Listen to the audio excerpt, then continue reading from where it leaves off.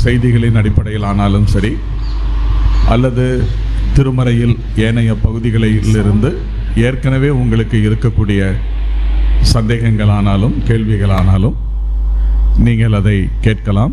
வசனத்தின் அடிப்படையில் அதற்கான பதிலை நாம் பெற்றுக்கொள்வதற்கு முயற்சிப்போம்.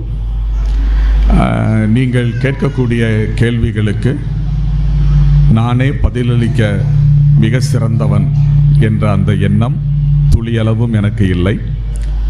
என்னால் இயன்ற மட்டும் நான் பதில் சொல்வதற்கு முயற்சிக்கிறேன். ஒருவேளை நான் சொல்லுகின்ற பதிலில் உங்களுக்கு திருப்தி இல்லை என்றால், அதைவிட சரியான பதில் உங்களிடத்தில் இருக்குமானால் நீங்கள் எழும்பி வந்து அதற்கான பதிலை சொல்லலாம். நானும் தெரிந்து கொள்வதற்கு எனக்கு ஒரு வாய்ப்பாக இருக்கும். நாம் எல்லாருமே வேதத்தை படிக்கிற மாணவர்கள், வேத மாணாக்கர்கள் அல்ல, வேதத்தை படிக்கிற மாணவர்கள். ஏன்னா இது ரெண்டுக்குமே வித்தியாசம் இருக்கு. ஆகையினால் நீங்கள் இதை மனதிலே வைத்துக் கொள்ளுங்கள். இப்பொழுது கேள்வி பதில் நேரத்திற்குள்ளாக நாம் செல்லலாம். Good afternoon brother.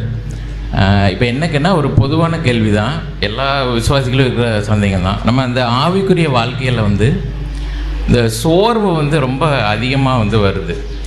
அடிக்கடி ரொம்ப சோர்ந்து போயிடுறோம். நம்ம அந்த ஆவிக்குரிய வாழ்க்கையோட இந்த ஓட்டத்தில் அந்த சோர்வை எப்படி டிஸ்கரேஜ்மெண்ட், இந்த சோர்வை எப்படி மேற்கொள்கிறது அப்படிங்கிற அந்த ஆலோசனை நீங்கள் கொடுத்தீங்கன்னா கொஞ்சம் நல்லா இருக்கும்னு நினைக்கிறேன். ஆலோசனை தான்.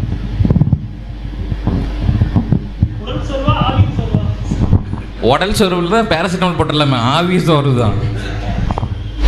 ஆவிக்குரிய வாழ்க்கையில் நம்முடைய வெற்றிகரமான முன்னேற்றத்தை, ஓட்டத்தை தடை செய்யக்கூடிய ஒரு விஷயம்தான் சோர்வடைதல் என்பது.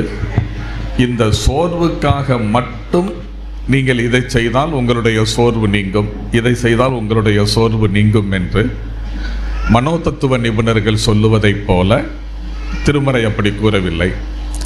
கர்த்தரை சார்ந்து வேத வசனத்திற்கு முக்கியத்துவம் கொடுத்தும் நம்முடைய வாழ்க்கையிலே நாம் முன்னேறும் போது சோர்வுகளை மேற்கொள்ள முடியும். அப்படித்தான் பொதுவாக நாம் சொல்ல முடியும். சோர்வு ஏற்படுவது எதனால்? நம்முடைய விசுவாசம் குன்றி போகும்போது, ஆண்டவருக்கும் நமக்கும் இருக்கக்கூடிய உறவிலே விரிசல் ஏற்படும் போது சோர்வு நமக்கு ஏற்படுகிறது. அதுபோல வாழ்க்கையில் எதிர்பார்த்த சம்பவங்கள் நடக்காமல் போகும்போது, எதிர்பாராத விளைவுகளை வாழ்க்கையிலே சந்திக்க வேண்டிய சூழ்நிலைகள் வரும்போது சோர்வு ஏற்படுகிறது. தாவீது கூட ஒரு குறிப்பிட்ட சந்தர்ப்பத்தில் மிக சோர்வடைந்து போனார். என்றைக்காவது ஒரு நாளிலே நான் சவுலின் கையினாலே மடிவேன் என்று சோர்வடைந்த நிலையில் அவர் சொன்னார். ஆகவே அந்த சோர்வுக்கு இடம் கொடுத்த அவர் தன்னை தற்காத்துக் கொள்வதற்காக ஆக்கீசினிடத்திலே சென்றார்.